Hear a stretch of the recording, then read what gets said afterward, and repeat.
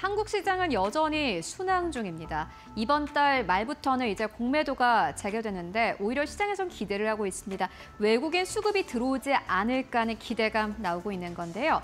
외국인들의 수급이 들어오려면 사실 한국 시장에 매력이 있어야 됩니다. 그런데 최근 들어서 미국 증시보다는 한국 증시에 조금 더 매력을 느끼는 투자자들이 이전보다 많아진 것 같습니다. 오늘은 좀 큰 시선으로 바라볼 텐데요.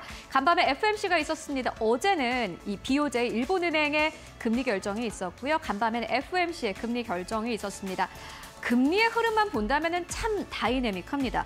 코로나 이후로 금리는 0%대를 유지하다가 보시다시피 5%대까지 올라가기도 했습니다. 그런데 최근 들어서는 금리를 조금씩 인하하면서 이제 4%대까지 내려온 상황이고요.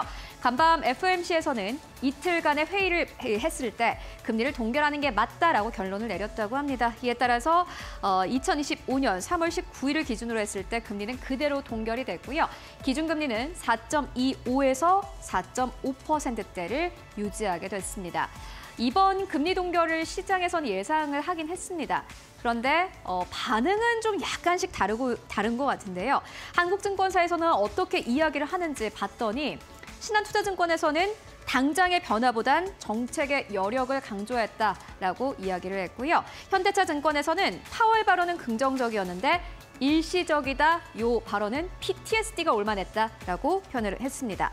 IBK투자증권에서는 데이터는 하드, 멘트는 소프트였다면서 이번 파월 의장이 멘트는 그래도 소프트하게 나온 것 같다. 그렇기 때문에 시장이 오른 것 같다라고 설명을 했고요. 유진투자증권에서는 같은 웨이트 앤 시였는데 좀 이번에 나온 발언은 다른 느낌이었다라고 설명을 했습니다. 흥국증권에서는 이제 시선이 물가에서 성장으로 갔다라면서 이제 더 중요한 것은 성장이다라고 설명을 했고요. 유진투자증권에서는 한시적인 불확실성이라고 설명을 했습니다. 불확실성은 맞는데 조금 더 지켜봐야 되겠다라는 의미가 되겠죠. 키움증권에서는 잘 넘겼고 이제 중요한 거는 관세다라고 설명을 했는데요. FOMC에서 어떠한 이야기가 또 나왔고 결정이 됐는지 조금 더 정리를 해보고 가도록 하겠습니다. 여러분들 오늘 아마 장중 내내 들으셨겠지만 FOMC에서는 6월부터 다시 금리를 인하를 할 것으로 보여집니다.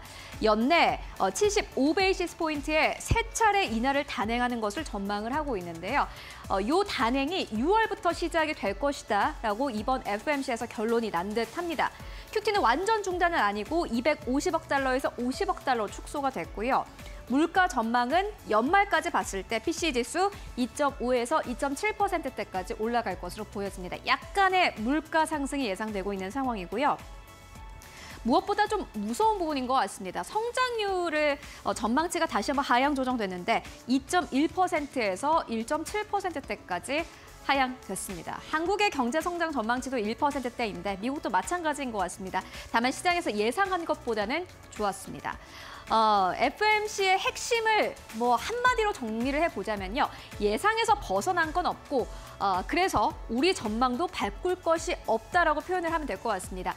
지금까지 사실 3월까지밖에 오지 않았기 때문에 뭔가 예상을 크게 뒤엎는 그러한 경제 결과가 나온 것이 없고 보시다시피 6월 금리 인하를 단행하기 전까지 그때까지의 데이터를 보겠다라는 게 이번 FOMC의 중심 내용이었고 파월 의장의 발언이기도 했습니다. 그렇다면은 이번 3월 FOMC가 끝나고 나서 파월 의장은 정확하게 어떠한 어조로 이야기를 했을까요? 먼저 영상으로 함께 만나보고 오시죠. Much of it is tariff. So let me say that it is going to be very difficult to have a precise assessment of how much of inflation is coming from tariffs and from other, and that's already the case. You may have seen that goods inflation moved up pretty significantly in the first 2 months of the year. Trying to track that back to actual tariff increases, given what was tariffed and what was not, very, very challenging. So some of it, the answer is clearly some of it. A good part of it is coming from tariffs, but we'll be working, and so will other forecasters, to try to find the best possible way to separate non-tariff inflation from tariff inflation. In terms of your sort of looking through question, too soon to say about that. As I've mentioned, it can be the case that it's appropriate sometimes to look through inflation if it's going to go away quickly without action by us, if it's transitory. And that can be the case in the case of tariff inflation. I think that would depend on the tariff inflation moving through fairly quickly, and would depend critically as well on inflation expectations being well anchored, longer-term inflation expectations being well anchored. 네, 기자회견 안에서의 파월 의장을 여러분들 잠시 만나보고 왔는데 어떻게 보셨습니까? 잘 모르겠다, 아직 불확실하다라는 이야기를 이전보다 더 많이 한 것 같지 않습니까? 사실 FOMC 이후로 기자회견에 집중을 하는 이유는요.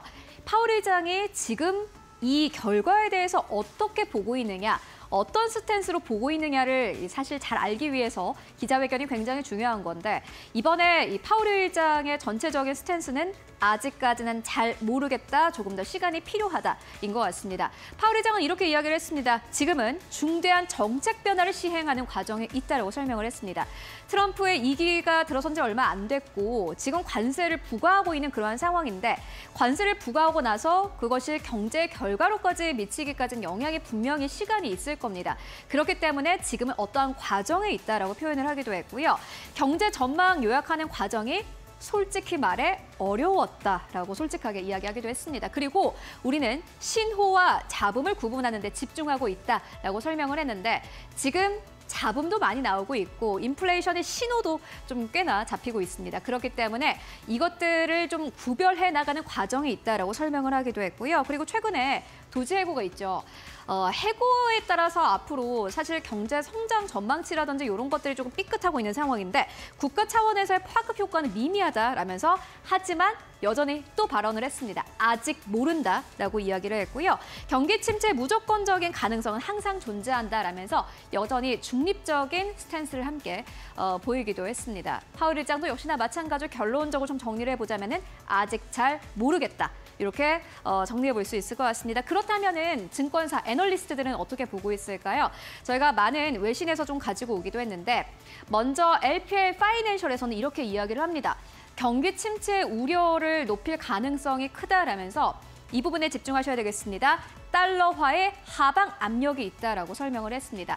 앞으로 달러화가 지금까지는 강세였지만 하향 안정화될 가능성, 하향 안정화라기보다는 조금 더 하방이 열려 있다, 이렇게 보는 시선이 있었고요.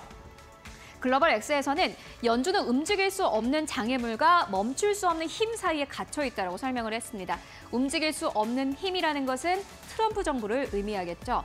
지금 정책이 어떻게 펼쳐질지 모르는 상황 속에서 시장은 사실 갇혀 있다라고 설명을 했고, 그렇기 때문에 중요합니다.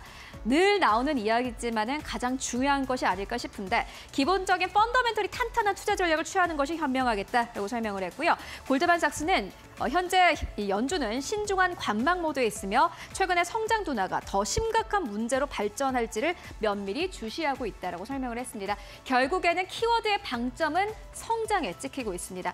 미국 주식은 사실 이제 성장을 좀 기대하기는 어렵지 않을까 하는 생각도 드는데요. 다만 한국으로서는 위보다 아래를 바라보는 환율을 기대할 수 있다라고 증권사에서는 입을 모아서 이야기를 하고 있습니다. 달러화가 약세로 전환되게 되면은 당연히 원달러 환율도 함께 움직일 텐데요. 한국 시장의 매력도는 더 높아지고 있습니다. 앞으로 외국인 투자자들이 얼마의 자금을 싸들고 들어올지 여러분들 함께 기대해 보시면 좋을 것 같습니다.